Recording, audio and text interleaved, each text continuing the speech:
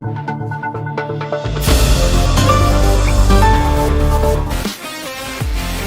and gentlemen, make Iran great again. A speech from Crown Prince Reza Pahlavi.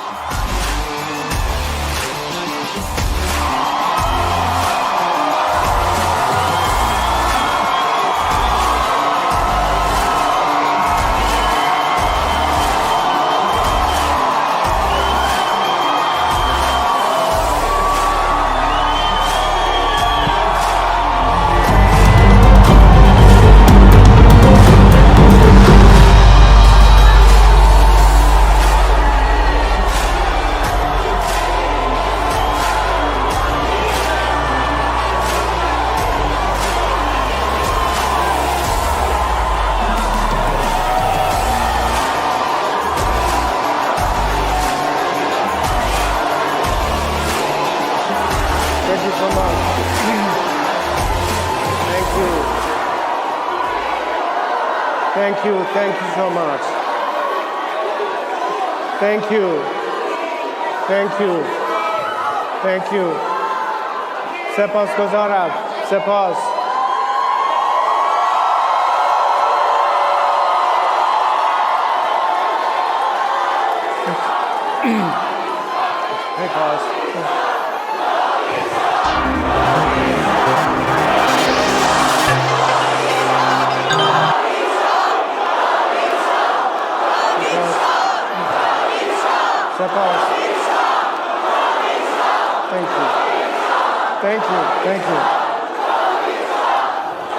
Thank you so much. Thank you. Ladies and gentlemen, good morning. I had to overcome the flu the last couple of days, but I had to be here to be a voice of millions of my fellow Iranians. So I apologize in advance for my voice.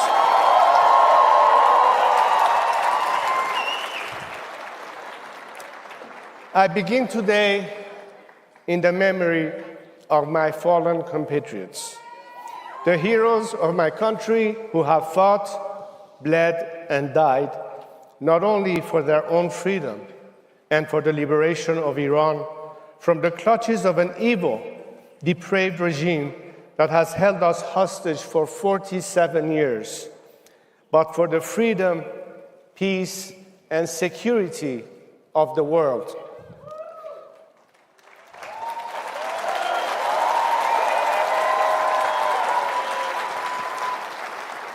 When I speak of these heroes as they come off the streets from protests or as they prepare for the final battle, they often ask me, tell the world we are not just fighting for ourselves, we are fighting for them too.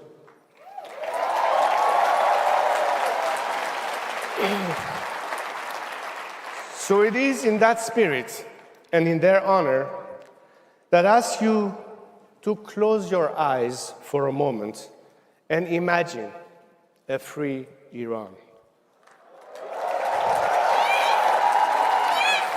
No more nuclear threats, no more terrorism, no more hostage-taking, no more closing of the Strait of Hormuz, no more blackmailing of the global community. Imagine an Iran that instead of exporting terrorism is promoting freedom. Freedom to its people, stability to its neighbors, national security and economic opportunity for the United States and the free world.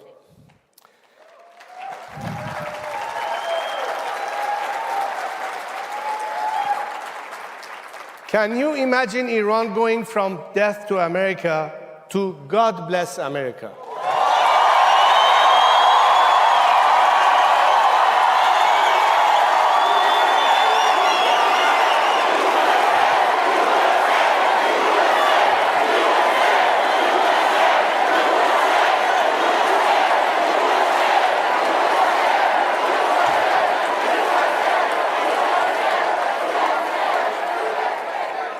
Well, I too can, because I have seen the true soul of my people. Let's remember, on 9/11, one of America's darkest hours, when your enemies, and even some who claim to be your friends, celebrated those horrific attacks, the Iranian people did something the world wasn't supposed to see. They risked their lives to hold candlelight vigils in the heart of Tehran.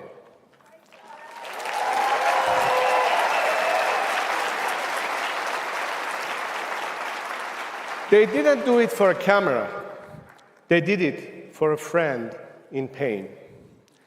That is the true face of Iran. Unlike the regime that worships death and destruction, the Iranian people celebrate life and liberty.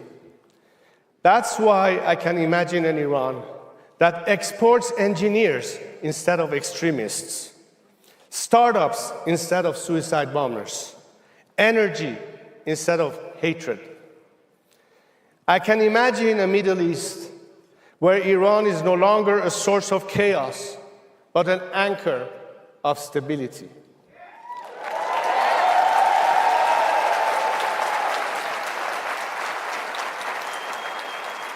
An Iran that does not fear its people, doesn't threaten its neighbors, doesn't isolate itself from the world. Imagining this is not difficult, because this is exactly what Iran once was and what it can be again.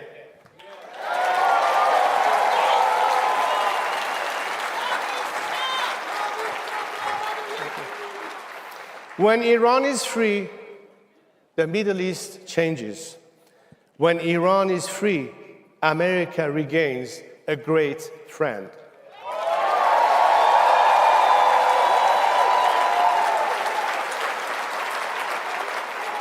A free Iran represents the single largest untapped economic opportunity of the 21st century. A nation of 93 million people, highly educated, entrepreneurial, and pro-West, finally unleashed. Over the next decade alone, a strategic US-Iran partnership could generate more than $1 trillion for the American economy.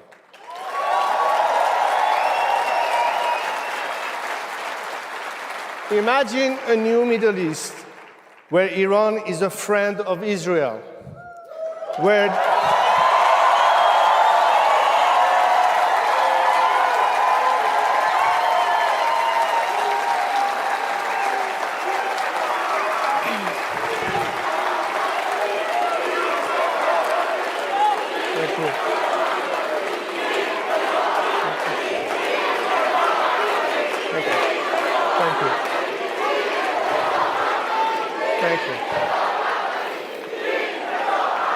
Thank you.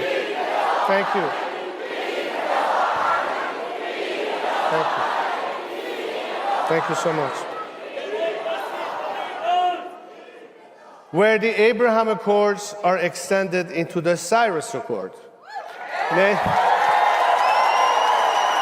Named for Cyrus the Great, the Iranian king who issued the first Charter of Human Rights and whose vision of religious tolerance inspired Thomas Jefferson. Today, the Islamic Republic tramples upon Iran's millennia-old legacy of tolerance for religious minorities and wages war on them. In a country with the fastest rate of growth of Christianity in the world, the regime,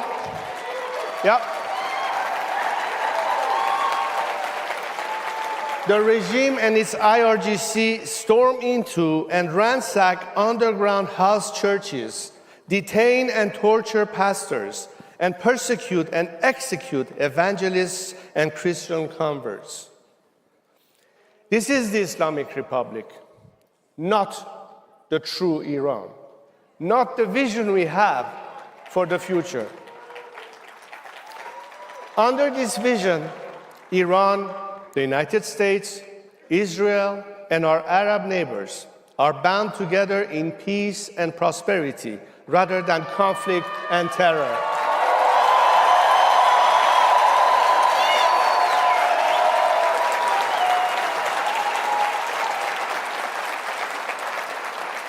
A Middle East where we will be able to handle our own affairs and manage our own backyard, when we can put an end to the endless wars and allow our American friends to bring back their sons and daughters in uniform and focus where they want to, back home.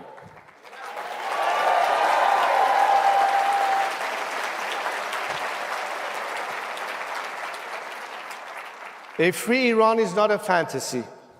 A free Iran is within reach right now. But as we all know, freedom never comes free. My compatriots have shown this. They are not asking for a handout, and they do not expect their freedom to be handed to them on a silver platter. The Iranian people have already paid an unimaginable price for their liberty. In January of this year, I called on my compatriots to go out and protest against a regime that has oppressed them for 47 years. Millions of them responded, igniting the largest wave of protests in Iran's modern history, sweeping every single one of our 31 provinces. On January 8th at 8 o'clock, they took their lives in their own hands and took to the streets to fight against the occupying regime. At that exact moment, Khamenei, Larijani, Ghalibaf, and the rest of their mafia shut off the internet. Under the cover of darkness, and with a depravity that shocked the world, they massacred more than 40,000 Iranians and injured over 300,000. They did not stop their terror on the streets. Wounded protesters were hunted down in hospital beds and shot in cold blood. Men and women were raped in secret prisons. Even nurses, ambulance medics, and doctors who dared to help protesters were tortured, raped, and killed. Families were forced to search through thousands of unmarked body bags, and the regime even charged grieving parents for the bullets used to kill their own children. To this day, mothers still search for their sons, and daughters still ask where their fathers will come home. To this day, 29 days to be exact, Iranians have been cut off from the world with almost no access to the internet. Fearful of my courageous compatriots, Khamenei Jr. and his cabal of criminals have dragged Iran from the 21st century to the dark ages. They are afraid that when they do, the world will again see the defiant will of a nation united and determined to topple it. Life can never go back to normal. There is a sea of blood between the people and the regime. After all the massacres, after all they have sacrificed, they will never agree to swap one tyrant for another.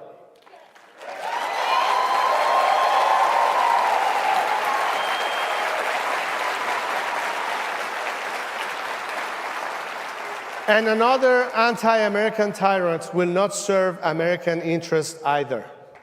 The only thing that the remnants of this regime can be relied on to do is to buy time, to cheat, and to steal. They will never be honest or true partners for peace. President Trump was right when he said, we don't want to come back every 2 years. But if a faction of the regime is left in power, that is exactly what will happen. It will buy time. It will pretend to negotiate. And then it will return to its old jihadist ways of threatening America, its security, and its interests.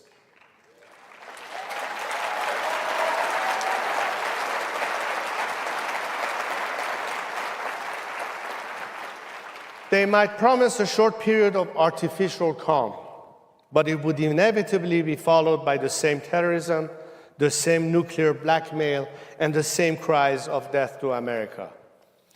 Because the truth is simple.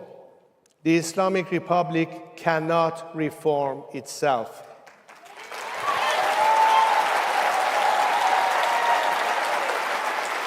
You cannot reform a snake. Venom is in its DNA.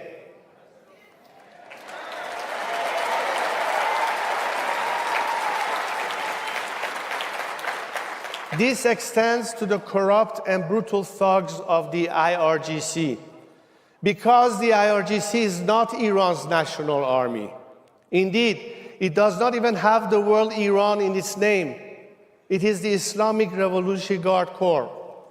It serves its own poisonous ideology of terror and not Iran's national interests. So it can certainly never be a partner to serve America's interests.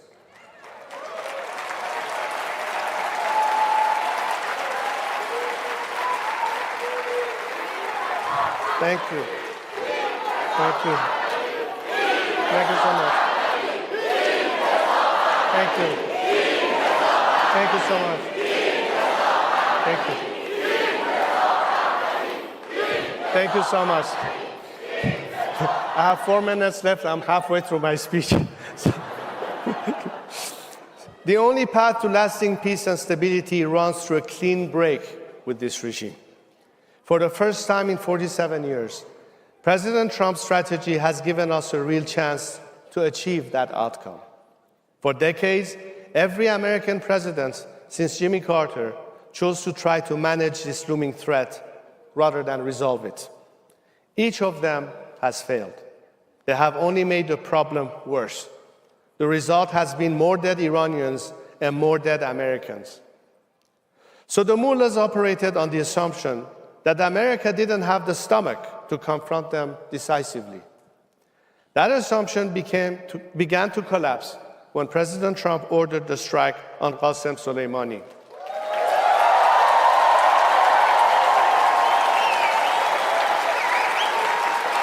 And once the meet...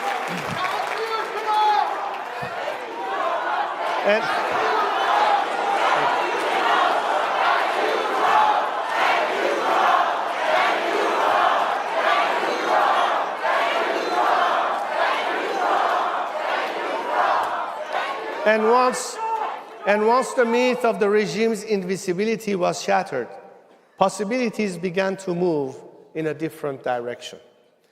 Operation Midnight Hammer and Epic Fury have done something extraordinary.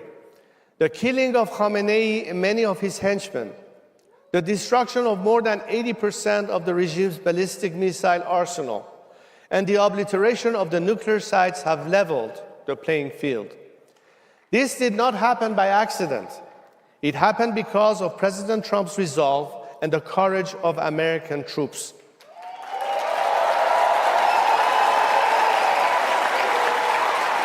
And on behalf of millions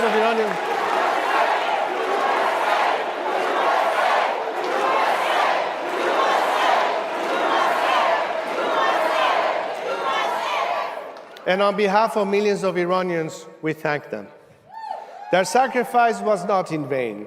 For the first time in nearly half a century, the Iranian people have a fighting chance to end this regime of terror and chaos. The regime's repressive machine has been degraded, its terror network cut off, and its leadership decimated. But for this all to be worth it, the sacrifices of both Americans and Iranians, for the goodwill between our two people, which you see on vibrant display here today, to continue, we must finish the job. This regime in its entirety must go.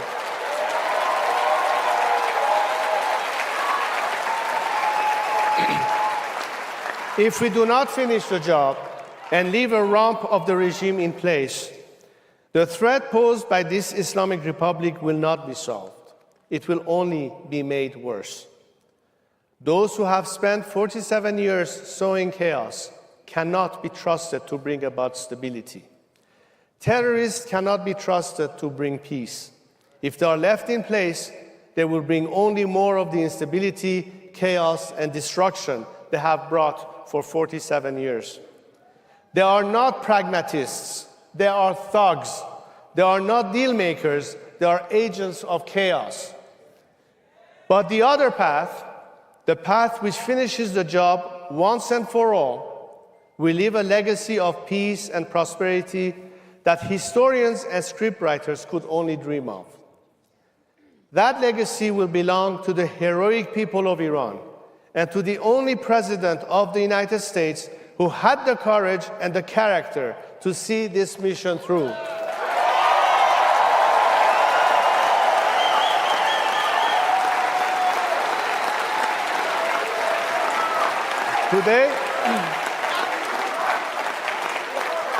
Today, that is the precipice on which we stand, the precipice of true greatness. Iranians are ready to play their part. The final blow will be delivered by the people of Iran themselves. They are already on the ground, and they have already demonstrated their extraordinary courage. They are ready to fight again, but they must be given the chance to do so. As President Trump, Prime Minister Netanyahu, and myself have urged, they are taking shelter while the bombs are falling. But when the right moment arrives, as in January, I will call on them to rise up again.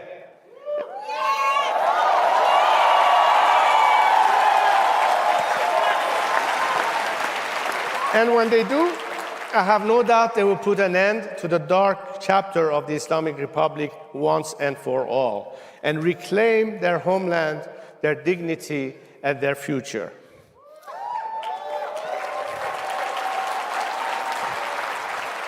But bringing down a regime is only the beginning. What matters next is whether the nation can unite around a leader with broad legitimacy. Across Iran and throughout the diaspora, millions of Iranians have called on me to lead the transition to democracy.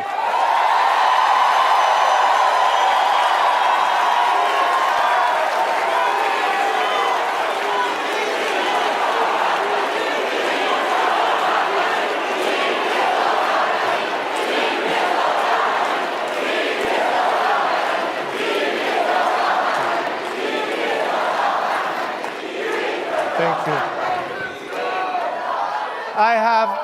I have accepted that call, not to serve myself. I have accepted that call not to serve myself, but to serve my nation and my people. In recent years, I have unified a broad coalition of dissidents, Republicans and monarchists, left and right, men and women of all ages, religions, and ethnicities. Even people who were former political opponents have joined the movement to free Iran under my leadership. Equally important, Iran's armed forces and bureaucracy will follow me. Thousands of the regime's military officials, some very senior, have signed their readiness to join me through a digital defection platform my team established several months ago. Many of these officials have refused to obey the orders to kill civilians during the January uprising. That's why the IRGC had to import thugs from Afghanistan, Iraq, and Lebanon to do the dirty work. With my leadership, they and others who don't have blood on their hands will play a role in stabilizing the country during the transition.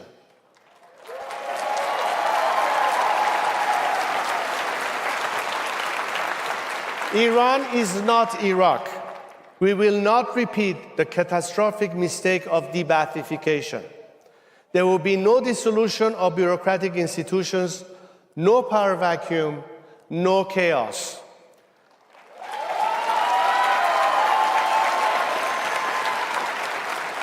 The transition will be orderly, and my team of experts have produced a detailed plan called the Iran Prosperity Project, or IPP. This is a roadmap for national recovery, including the first 100 days after the regime's collapse and the long-term reconstruction and stabilization of our country. What we ask of America now is simple: stay the course. Do not throw this crumbling regime a lifeline.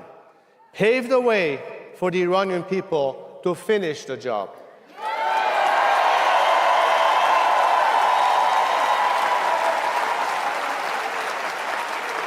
Because freedom is not an American story alone.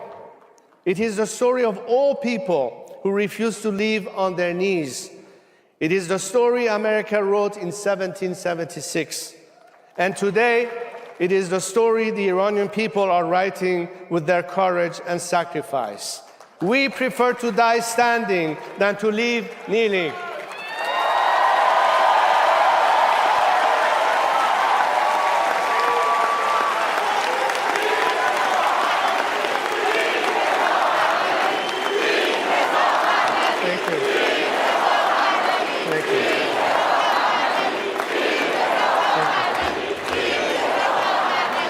Thank you. So, 2026 marks the 250th birthday of the United States. It is my hope and my belief that history will also remember 2026 as the year of Iran's rebirth.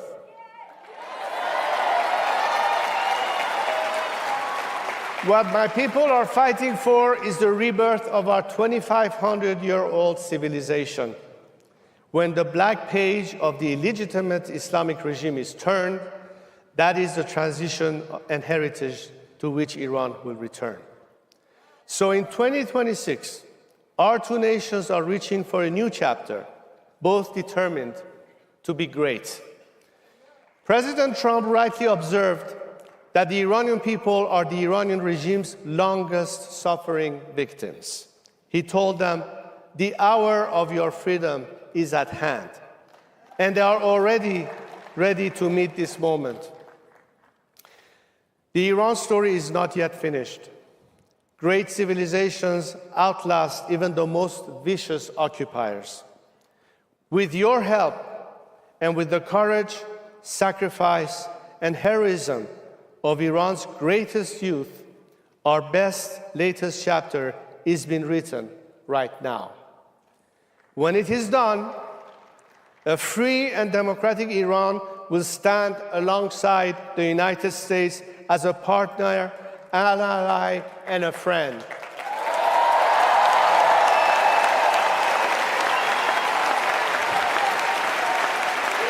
Thank you. President Trump,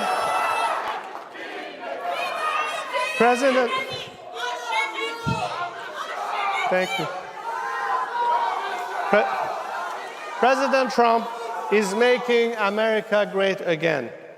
I intend to make Iran great again.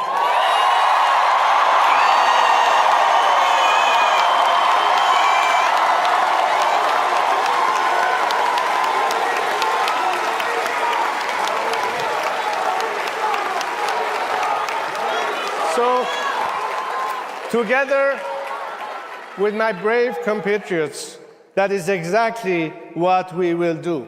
Thank you. God bless America and lovely Iran.